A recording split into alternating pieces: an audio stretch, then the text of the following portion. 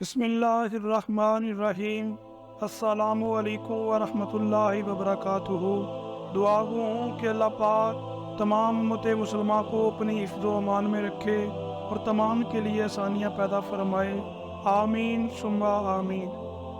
سیرت النبی صلی اللہ علیہ وآلہ وسلم کے سلسلہ کے 20ویں حصے بعنوان ذکر چند جان نثاروں کا کے ساتھ آپ کی خدمت میں حاضر ہیں۔ Please subscribe my channel and press bell icon for watching latest video. Thanks. ماں نے دونوں بھائیوں کو بہت تکالیف پہنچائی۔ آخر عامر رضی اللہ عنہ تنگ آ کر حبشہ کو ہجرت کر گئے۔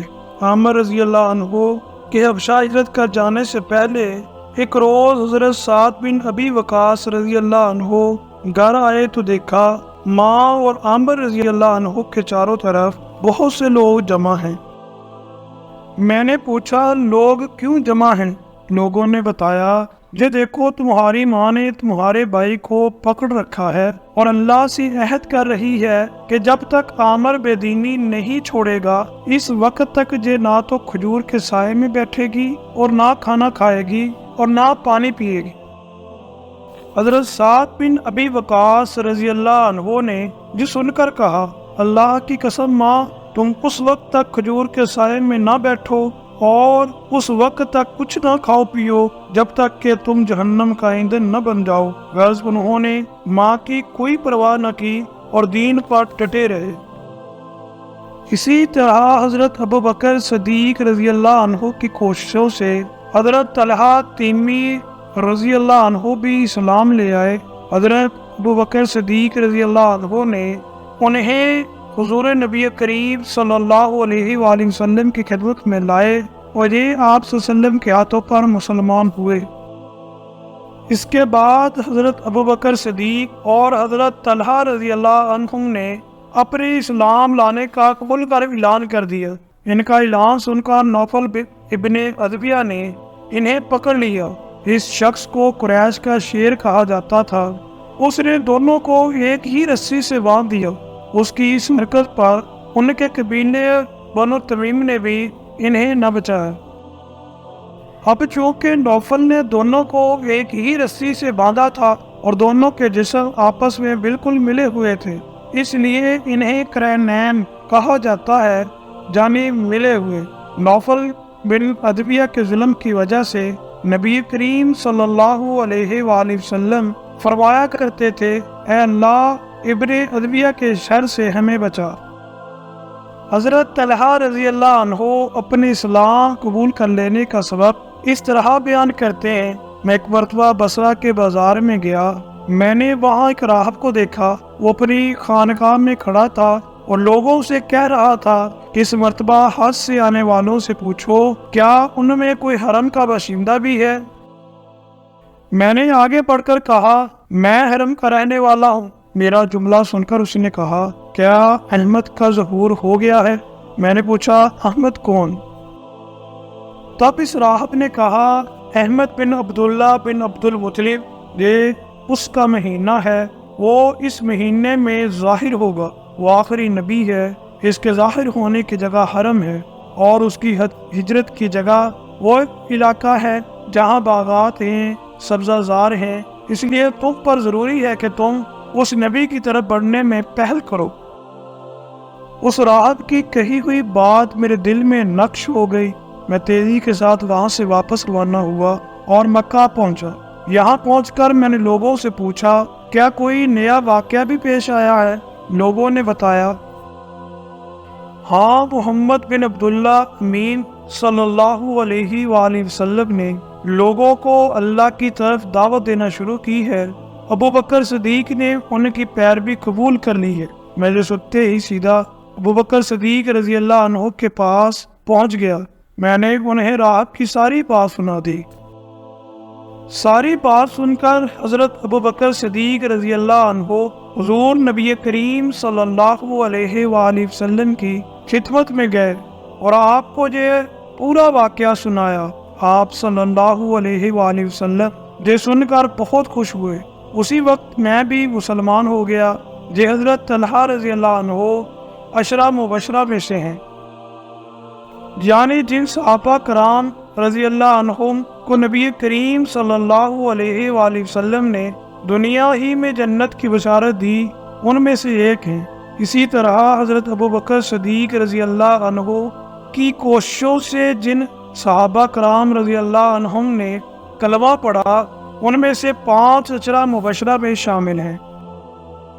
वो ये हैं हज़रत ज़ुबैर, हज़रत उस्मान, हज़रत तलहा, हज़रत अब्दुर्रहमान और अबू उबैदा बिन जराह रज़ी अल्लाह अन्हुम। इन हज़रात में हज़रत अबू बकर, हज़रत उस्मान, हज़रत अब्दुर्रहमान और हज़रत तलहा रज़ी अल्लाह अन्हुम कपड़े के ताजिर थे। हज़रत ज़ुबैर रज़ी अल्लाह अन्हु जानवर ज़िबा करते थे और हज़रत साद रज़ी अल्लाह अन्हु तीर बनाने का काम करते थे। इनके बाद हज़रत अब्दुल्लाह बिन मसूद रज़ी अल्लाह अन्हु ईमान लाए। वो अपने इस्लाम लाने का वाक़या यूँ बयान करते हैं, मैं एक दिन उक़बा बिन अबी मुईत के ख़ानदान की बकरियाँ चरा रहा था। उसी वक्त रसूलुल्लाह सल्लल्लाहु अलैहि वसल्लम वहाँ आ गए। अबू बकर सदीक रज़ी अल्लाह अन्हु भी आपके साथ थे। आप सल्लल्लाहु अलैहि वसल्लम ने पूछा, क्या तुम्हारे पास दूध है? मैंने कहा, जी हाँ, लेकिन मैं तो अमीर हूँ, जाने ये दूध तो अमानत है। आपने फरमाया, क्या तुम्हारे पास कोई ऐसी बकरी है जिसने अभी कोई बच्चा न दिया हो? मैंने कहा, जी हाँ, एक ऐसी बकरी है। मैं उस बकरी को आप सल्लल्लाहु अलैहि वसल्लम के करीब ले आया। इसके अभी थन पूरी तरह नहीं निकले थे। आप सल्लल्लाहु अलैहि वसल्लम ने उसके थनों की जगह पर हाथ फेरा। उसी वक्त उस बकरी के थन दूध से भर गए। ये वाक़या दूसरी रिवायत में यूं बयान हुआ है कि इस बकरी के थन सूख चुके थे। आप सल्लल्लाहु अलैहि वसल्लम ने इन पर हाथ फेरा तो वो दूध से भर गए। हज़रत अब्दुल्लाह बिन मसूद रज़ी अल्लाह अन्हु जी देखकर हैरान रह गए। वो बकरी को एक साफ पत्थर तक ले आए। वहाँ बैठकर आप सल्लल्लाहु अलैहि वसल्लम ने बकरी का दूध दुआ। आप सल्लल्लाहु अलैहि वसल्लम ने दूध अबू बकर सदीक रज़ी अल्लाह अन्हु को पिलाया, फिर मुझे पिलाया और आखिर में आप सल्लल्लाहु अलैहि वसल्लम ने खुद पिया। आप सल्लल्लाहु अलैहि वसल्लम ने बकरी के तन से फरमाया, सिमट जाओ। चनाचे तन फौरन ही फिर वैसे हो गए जैसे पहले थी। हज़रत अब्दुल्लाह बिन मसूद रज़ी अल्लाह अन्हु फरमाते हैं, जब मैंने रसूलुल्लाह सल्लल्लाहु अलैहि वसल्लम का ये मौजज़ा देखा तो आप सल्लल्लाहु अलैहि वसल्लम से अर्ज़ किया, ए अल्लाह के रसूल, मुझे इसकी हकीकत बताइए। आपने जो सुनकर मेरे सर पर हाथ फेरा और फरमाया, अल्लाह तुम पर रहम फरमाए, तुम तो जानकार हो। ये अब्दुल्ला बिन मसूद बाप की बजाय माँ की तरफ से ज़्यादा मशहूर थे। उनकी माँ का नाम उम्मे अबद था। उनका कद बहुत छोटा था, नाए दुबले पतले थे। एक मरतबा सहाबा इन पर हंसने लगे तो आप सल्लल्लाहु अलैहि वसल्लम ने इरशाद फरमाया, अब्दुल्ला अपने मर्तबे के लिहाज से तराजू में सबसे ज़्यादा भारी है। इन्हीं के बारे में नबी करीम सल्लल्लाहु अलैहि वसल्लम ने इरशाद फरमाया था, अपनी उम्मत के लिए मैं भी उसी चीज़ पर राज़ी हो गया जिस पर इब्ने उम्मे अबद जाने अब्दुल्ला इब्ने मसूद रज़ी अल्लाह अन्हु राज़ी हो गए, और जिस चीज़ को अब्दुल्ला बिन मसूद ने उम्मत के लिए नागवार समझा, मैंने भी उसको नागवार समझा। आप सल्लल्लाहु अलैहि वसल्लम इनकी बहुत इज्जत करते थे, इन्हें अपने करीब बिठाया करते थे, इनसे किसी को छुपाया नहीं करते थे। इसीलिए जो आप सल्लल्लाहु अलैहि वसल्लम के घर में आते जाते थे, जो नबी करीम सल्लल्लाहु अलैहि वसल्लम के आगे आगे जब साथ साथ चला करते थे।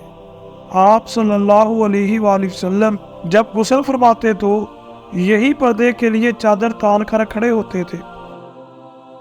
आप सल्लल्लाहु अलैहि वसल्लम जब आराम फरमाते तो यही आपको वक्त पर जगाया करते थे। इसी तरह जब आप सल्लल्लाहु अलैहि वसल्लम कहीं जाने के लिए खड़े होते थे तो हज़रत अब्दुल्ला बिन मसूद रज़ी अल्लाह अन्हु आप सल्लल्लाहु अलैहि वसल्लम को जूते पहनाते थे پھر جب آپ کہیں پہنچ کر بیٹھ جاتے تو یہ آپ صلی اللہ علیہ وآلہ وسلم کے جوتے اٹھا کر اپنے ہاتھ میں لے لیا کرتے تھے۔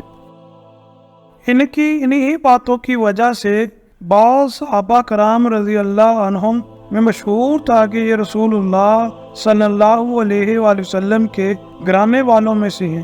انہیں آپ صلی اللہ علیہ وآلہ وسلم نے جنت کی بشارت دے دی تھی۔ حضرت عبداللہ بن مسعود رضی اللہ عنہ فرمایا کرتے تھے، دنیا تمام کے تمام غموں کی پونجی ہے، اس میں اگر کوئی خوشی ہے تو وہ صرف وقتی فائدے کے طور پر ہے۔ حضرت عبداللہ بن مسعود رضی اللہ عنہ کے بعد حضرت ابو ذر غفاری رضی اللہ عنہ ایمان لائے۔